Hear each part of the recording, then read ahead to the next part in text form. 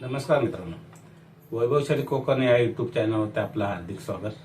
मित्रांनो, आजचा व्हिडिओ खास हा तुमच्यासाठी हे आहे पांढरीची काठी.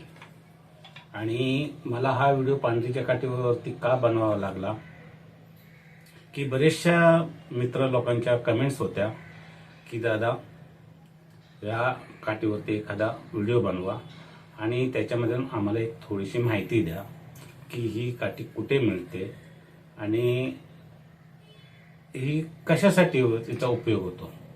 तर म्हटलं त्याच्यावरती हा आपण एक व्हिडिओ बनवूया. आणि जो मागचा जो व्हिडिओ आहे पांढरीच्या काठीवरती जो आपण व्हिडिओ बनवला त्याला खूप साथ दिली, त्याबद्दल मी तुमच्या मनापासून आभार मानतो. आणि मित्रांनो, आज डॉक्टर संतोष परब जे भेटीला आले ते का आले हे पण या व्हिडिओमध्ये तुम्हाला सांगणार आहे.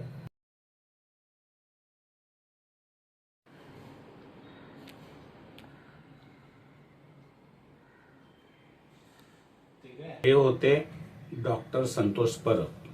खूप छान काही गोष्टी आम्ही ह्या काठीवरती पण त्यांच्या विषयावरती आपण बोललो त्यांच्याशी आणि गप्पा पण खूप छान झाल्या आमच्या.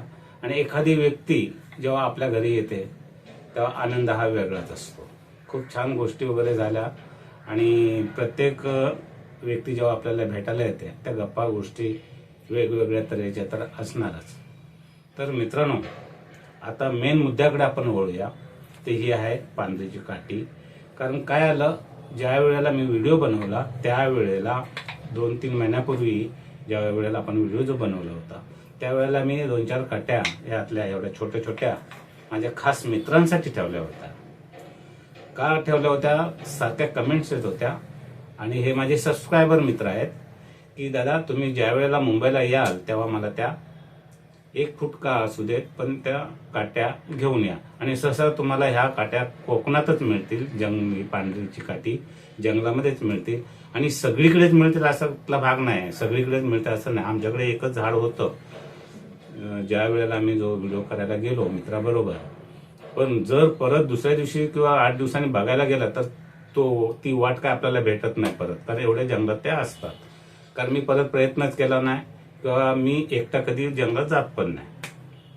तर अशा कमेंट्स होत्या की दादा आम्हाला पांढरीची काठी बद्दल माहिती द्या.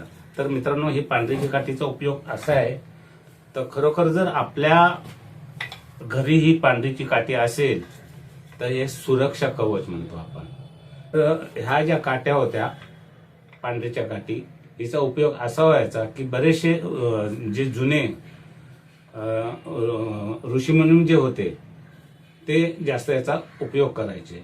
आणि त्यानंतर राजे महाराजे जे होऊन गेले त्यांच्याकडे घरी त्यांच्या हातामध्ये तर ह्या काठीचाच उपयोग करून घ्यायचे आणि त्यांच्या घरामध्ये हीच काठी असायची. कारण ह्या काठीचा असा आहे की जर तुमच्या हातात काठी असेल घरामध्ये तर वेंचू किंवा साप ह्याच्यापासून आपलं संरक्षण होतं. त्याच्यानंतर घरामध्ये काही अडचणी असल्या तरी त्या दूर होतात.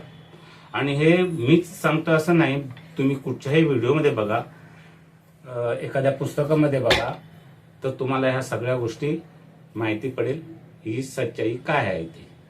तर मित्रांनो, जर का तुम्हाला पांढरी काठी पाहिजे असेल तर ती कुठे घ्यायची ते तुम्हाला सांगतो. माझ्याकडे काय मिळणार नाही, कारण मी तुम्हाला बोललोच की जर मी एकदा जंगलात गेलो की परत मला दुसऱ्या वेळेला ते काठीचं झाड जे आहे पांढरीची काठीचं मिळत नाही. कारण का, एवढं आतमध्ये ते मोठं जंगल असतं आणि मी तर एकटा कधीही जंगलात जात नाही. तर माझ्याकडे ते काठी काही मिळणार नाही. त्यावेळेला व्हिडिओ बनवला तेव्हा 4-5 मी काट्या छोट्या छोट्या मित्रांसाठी घेऊन आलो होतो. पण असे तऱ्हेने त्याचा हा फायदा होतो. घरामध्ये प्रत्येकाच्या ही काठी असलीच पाहिजे. आणि तिचा उपयोग काय हे तुम्हाला त्या व्हिडिओमध्ये पण मी सांगितले आणि आता पण थोडंफार तुम्हाला सांगितले की ही काठी प्रत्येकाकडे असावी, घरात ही काठी असावी.